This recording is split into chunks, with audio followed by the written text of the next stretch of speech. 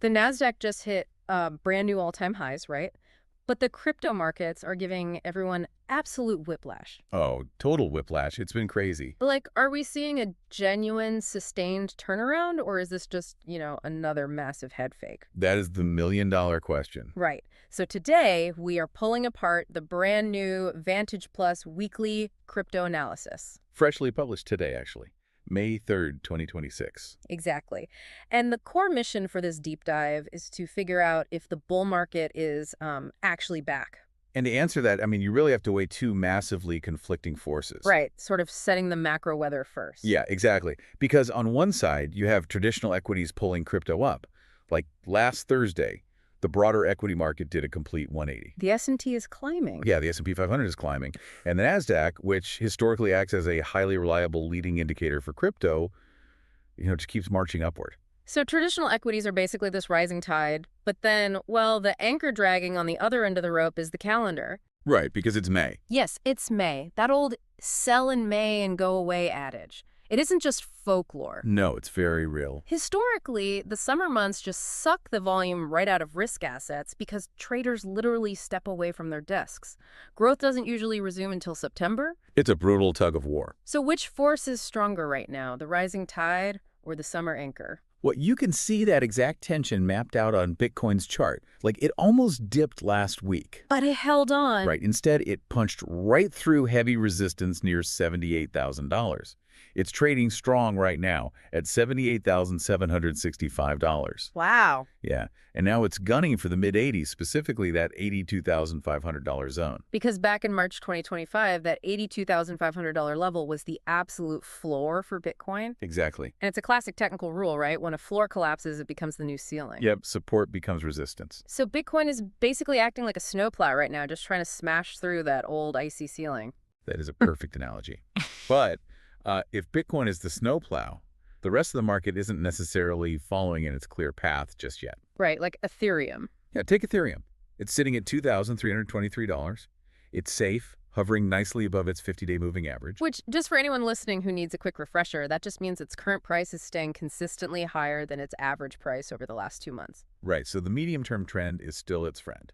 But it seems stuck in the snow behind the plow. Precisely. It lacks Bitcoin's aggressive intensity. It is stuck idling until it can break its own major ceiling at $2,400. Why the big lag, though? It ties directly back to that sell in May caution. When institutional money enters a hesitant market, it doesn't spread out evenly. Yeah, it funnels straight to the top. Exactly. It funnels straight into the safest, most established asset, first Bitcoin.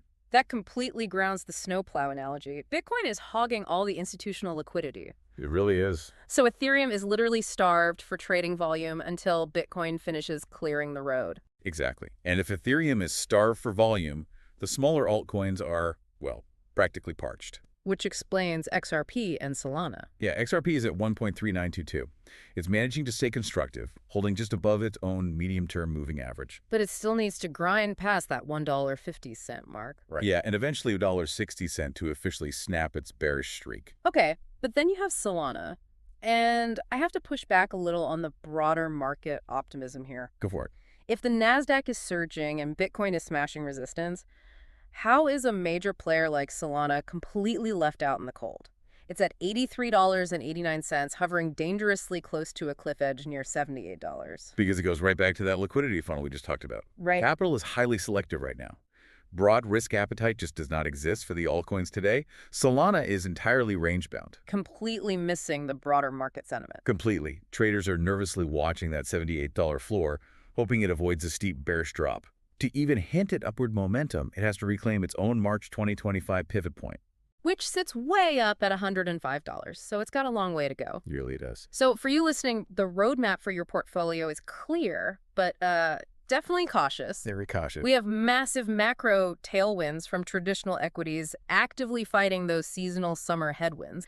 Bitcoin is dominating the capital flows. Well, altcoins are a mixed bag where you need to be watching those support floors like a hawk. It demands close attention rather than blind optimism. The charts are telling a story of highly concentrated momentum. They absolutely are. Which really sets up a fascinating collision course for the next few months, because if that massive institutional money keeps surging into traditional markets straight through the summer, It raises the ultimate question.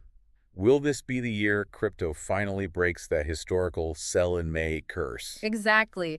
Could we see crypto permanently decouple from its own seasonal ghosts? That is a lingering question you will definitely want to mull over as these charts develop.